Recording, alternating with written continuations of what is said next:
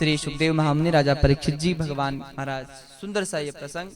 भगवान श्री कृष्ण मथुरा से गोकुल पधारे और जब गोकुल पधारे तो माँ नंद बाबा के महल में महाराज मैया यशोदा के समीप एक कन्या है। श्री वसुदेव जी महाराज ने भगवान श्री कृष्ण को वहां लिटाया और कन्या को टोकरी में लेकर पुनः मथुरा पधारे। और जब मथुरा आए महाराज, कंस को पता लगा कि भाई 8वीं संतान प्रकट हुई है।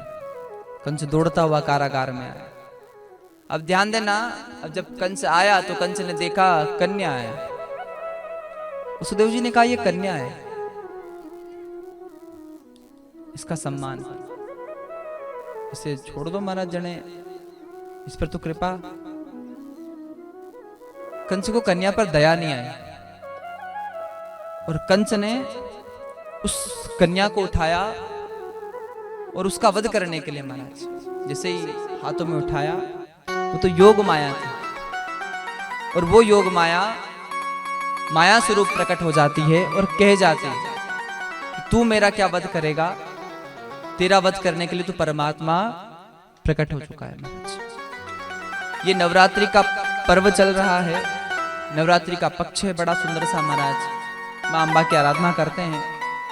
इसमें एक निवेदन यही है कि कन्याओं का सम्मान हो, घर की लक्ष्मी का सम्मान हो।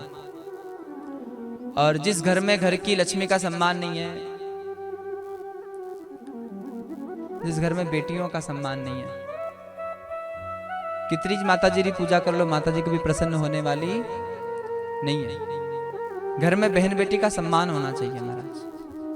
कभी भी बहन बेटी आए, कन्या आए तो घर से खाली नहीं जाना चाहिए।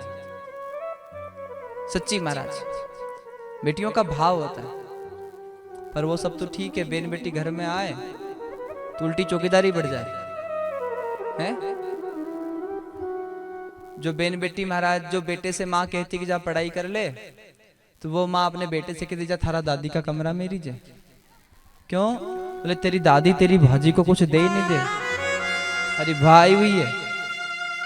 और वो बच्चा भी इतना तेज दादी की गोदी में जाके बैठे। दादी और वह माँ बेटी महाराज कोई सुख दुख की बात करे तो बेटो बेटो महाराज गोदी में, तो वो दादी के बेटा पढ़ाई कर ले, थारा एग्जाम है, बोर्ड का एग्जाम है, पढ़ ले। बोले दादी नहीं, मैं तो यहीं बैठूंगा, नहीं जाऊं। बोले बेटा पढ़ ले। बोले नहीं दादी नहीं जाऊं। बोले क्यों नहीं जाए? दादी ने पर्स निकाला, 5 रुपए निकाल के दिया। क्यों नहीं जा रहा है? बोले मम्मी ने कहा है बुआ यहाँ है तब तक दादी के पास रहना। बच्चे तो सरल होते हैं ना, चौकीदारी बढ़ जाती है। पर निवेदन है, बहन बेटी को अगर आपने दिया है ना, भगवान उसका 100 गुना आपको देगा। और बहन बेटी आए ना तो प्रसन्न हो जाया करो, खुश हो जाया करो। क्यों? अरे उस बहन बेटी को हम क्या देंगे जो अपने पिता का सब कुछ दान में देकर चली गई महाराज, उसको हम कुछ नहीं दे सकते, इसलिए उससे कुछ चाहिए भी नहीं, वो तो खाली सम्मान चाहिए कि मेरा भाई मुझे सम्मान दे, मेरी हमारी भौजाई मारे पूछे। इसलिए रक्षाबंधन आए तो पहले फोन लगा दिया करोगे, जीजी अब के राखी पे आओ तो बैग लेके मत आ जाओ, क्योंकि अलमारियां खूब भरी हुई है, ये आपकी तो है सब, आप पेन ओढ़ के जाना महाराज। वो बहन बेटी बैग तो लेके आएगी पर प्रसन्न हो जाएगी कि चलो हमारी भौजाई मारे इतनी पूछी तो सम्मान दियो। इसलिए कन्याओं का सम्मान करो, बेटियों का सम्मान करो, घर की लक्ष्मी का भी सम्मान। माँ स्वरूपा दुर्गा की आराधना का दिन है, वो देवी लक्ष्मी भी है, वो देवी बेटी के रूप में भी कन्या भी है, वो देवी महाराज उस देवी के अनंत स्वरूप है। और देवी की आराधना का ये पर्व है नवरात्र।